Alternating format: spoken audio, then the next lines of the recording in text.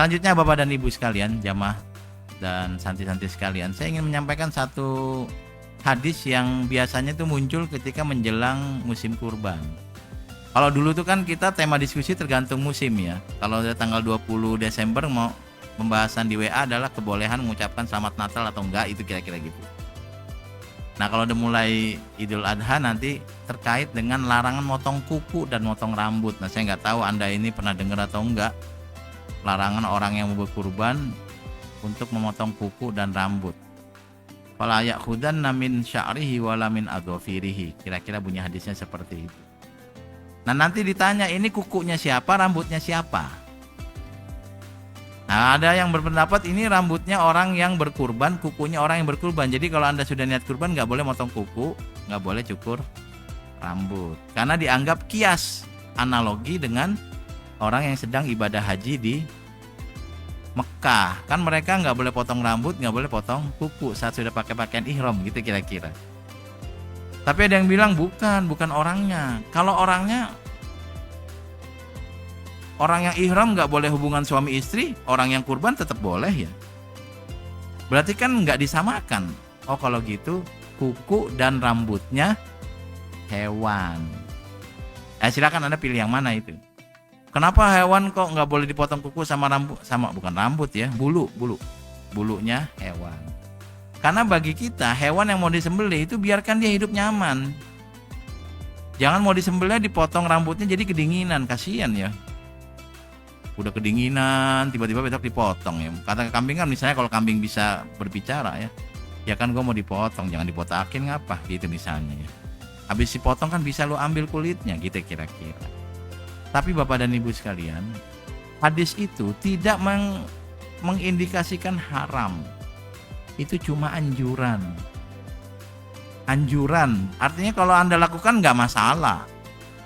Pakai pendapat yang pertama, jangan motong kuku. Anda mau berkurban motong kuku, ya nggak dosa, motong kuku saja.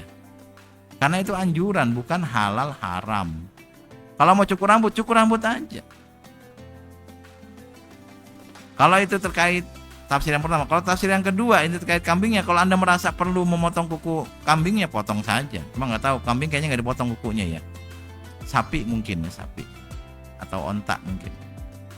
Kalau bulunya dipotong, kambing domba potong saja. Tapi kan ada larangan, larangannya bukan halal haram, tapi larangannya terkait etika dan seterusnya. Ini satu yang kelewatan ya teman-teman sekalian. Salah satu anjuran yang menjadi sunnah berarti yang biasa dilakukan oleh Nabi dan sahabat sampai kita, adalah kalau sholat Idul Adha itu waktunya dipercepat. Jadi misalnya 6:30 kita sholat Idul Adha. Kalau Idul Fitri waktunya dimundurin sedikit.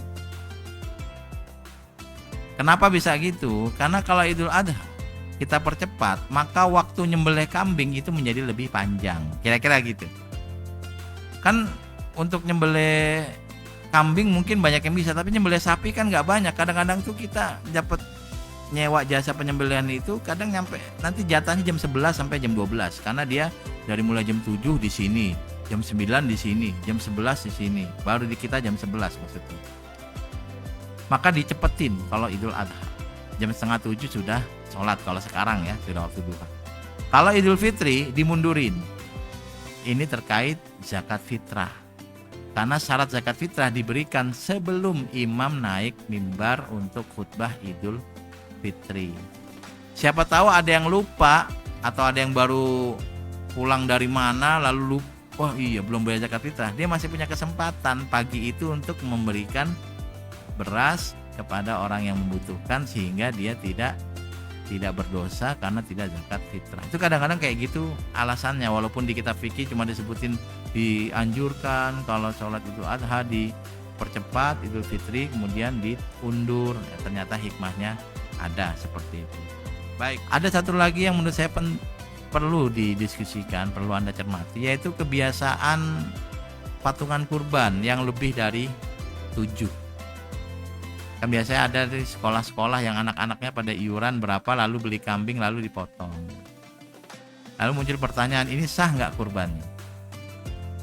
Ini kalau saya boleh usul Pak, pendapat saya pribadi, boleh diterima boleh enggak. Menurut saya memang di saat Idul Adha kita nyembelih, apa aja nyembelih boleh. Mampunya kambing alhamdulillah, sapi iuran boleh. Tapi kalau mampunya bebek, nyembelih bebek aja.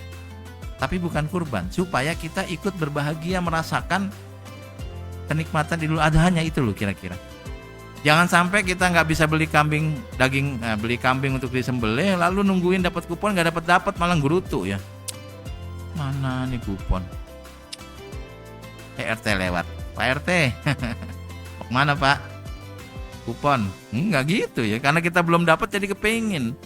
Tapi kalau kita mau nggak dapat lalu nyembelih ayam, ya kita akan makan ayam itu dan kita ngerasa ini juga sama dagingnya gitu.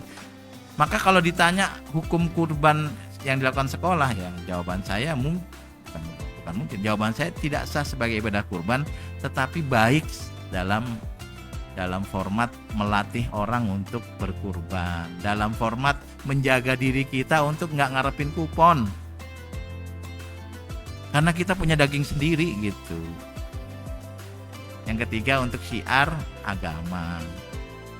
Tapi ya jangan dibilang kurban juga, karena itu bukan kurban. Dia latihan kurban lah gitu ya, niatnya juga bukan kurban. Nanti yang makan siapa? Yang makan ya anak-anak sekolah juga nggak masalah, sama guru-gurunya. Kan memang bukan kurban. Kalau niatin kurban tidak sah. Kenapa? Karena satu kambing dibayarkan oleh 400 orang. Nggak sah ya. Nanti di surga naiknya bareng-bareng. Itu kambingnya nyesel hidup itu.